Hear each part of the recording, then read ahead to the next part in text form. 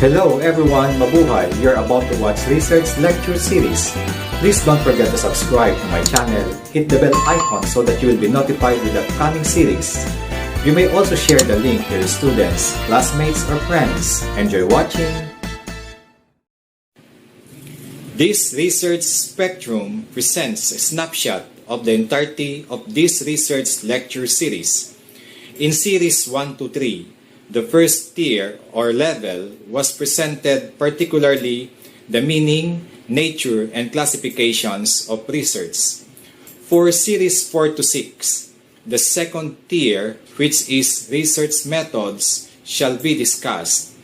For this sixth series, the mixed methods research shall be dealt with exclusively.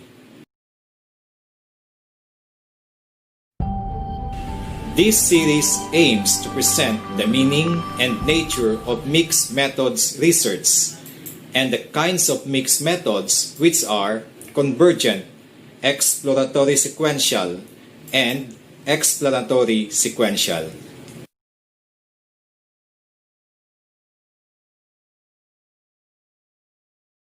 Mixed methods research is an investigation in which data are presented in numerical and textual format. According to Zorabi, mixed method approaches usually use close-ended questionnaires, numerical data, interviews, and classroom observations or textual data to collect information.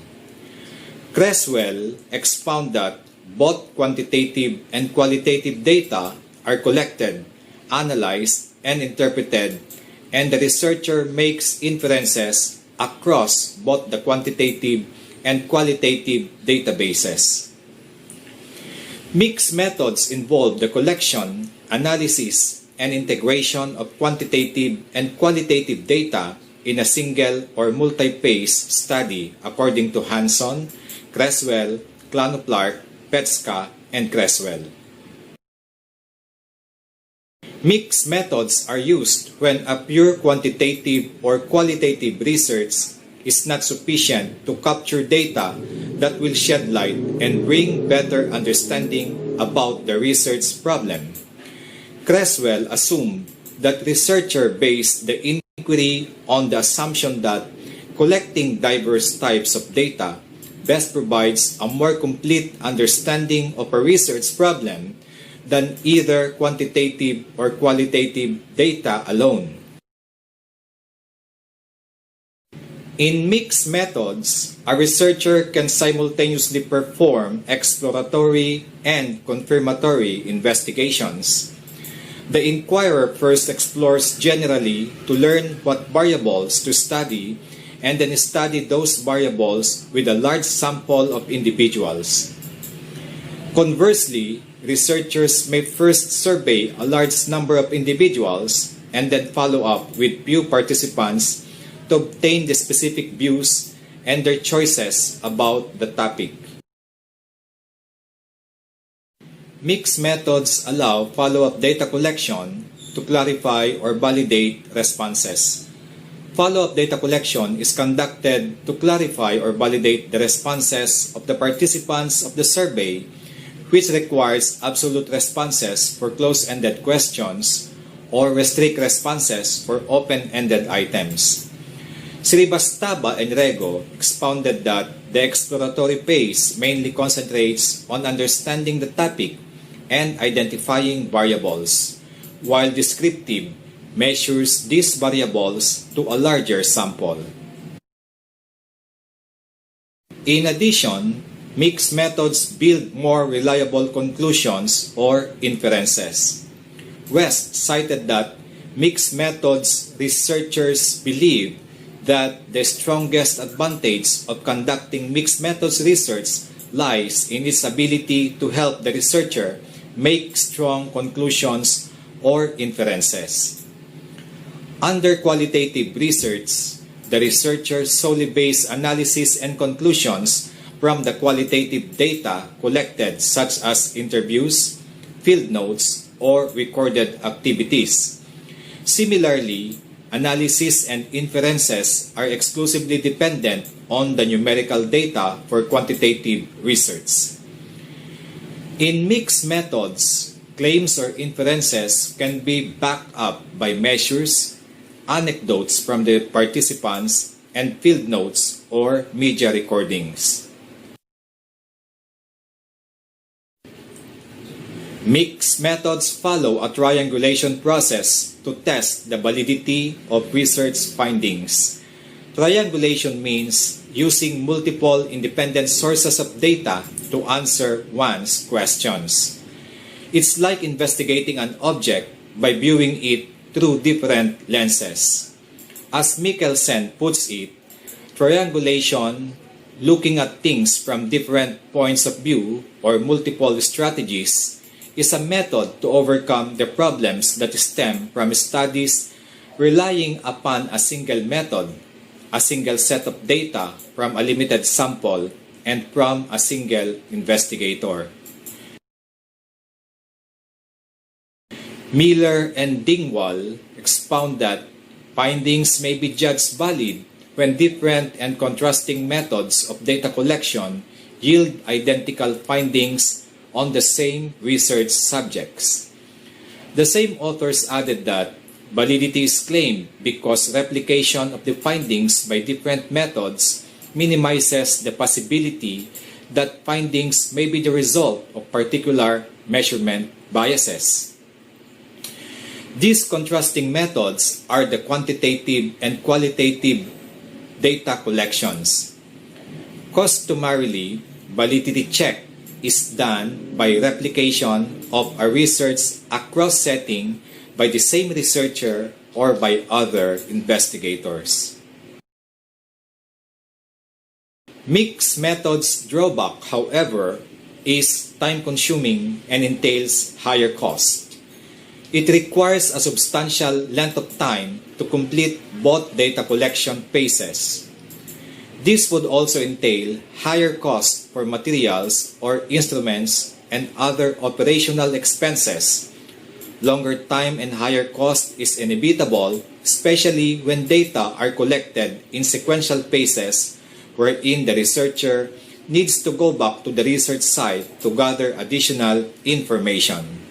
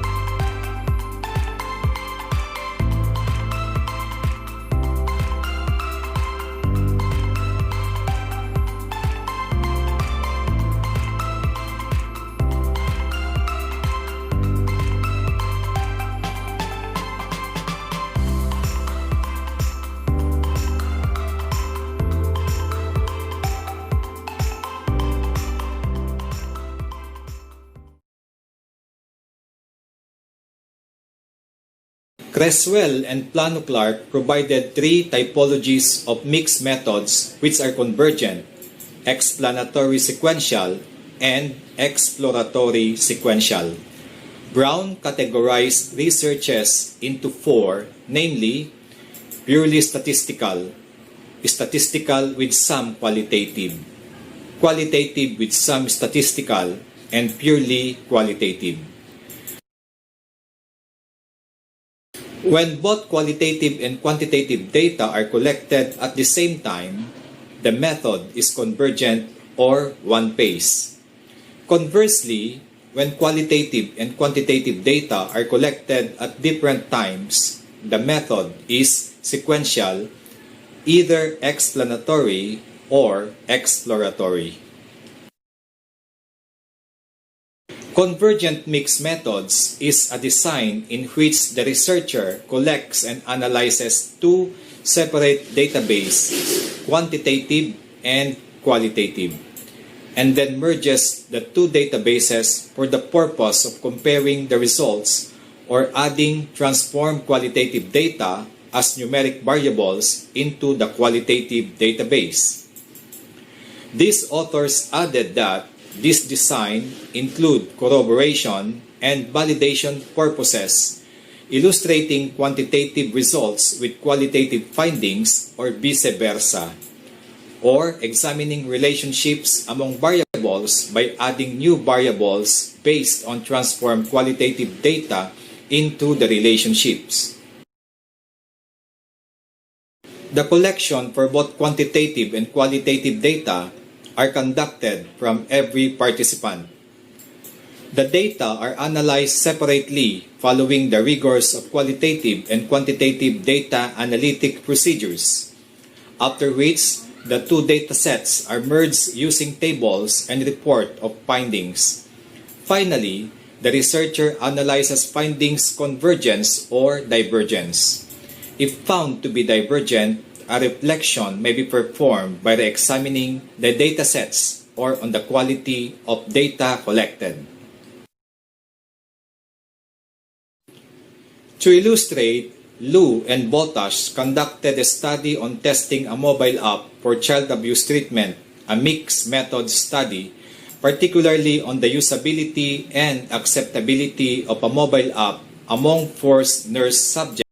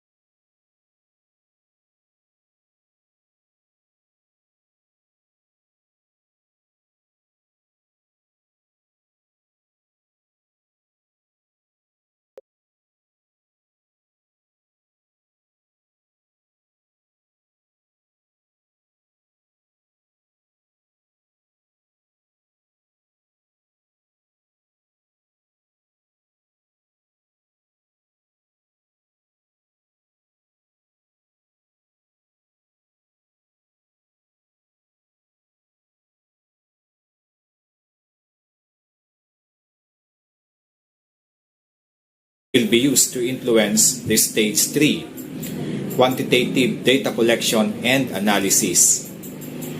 According to Creswell and Plano-Clark, the individuals in the first stage of data collection are typically not the same participants as those in the third stage, because the purpose of the quantitative Stage 3 is to generalize the results to a population.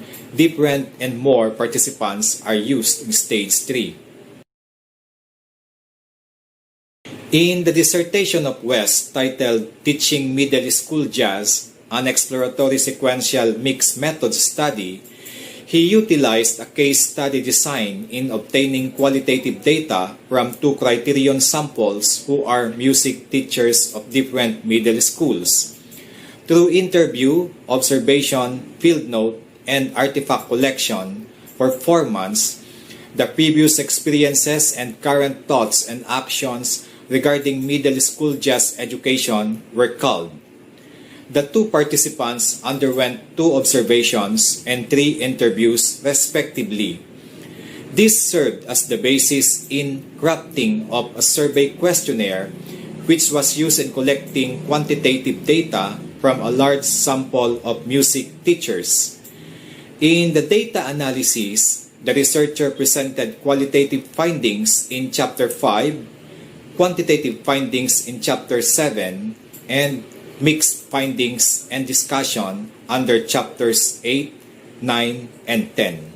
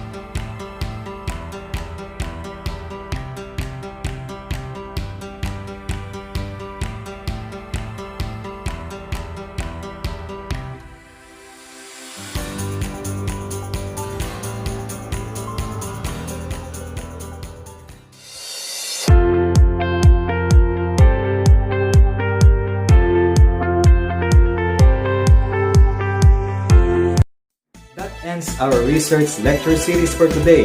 Don't forget to subscribe to my channel, hit the bell icon, and share the link to your students, classmates, or friends. Thank you for watching.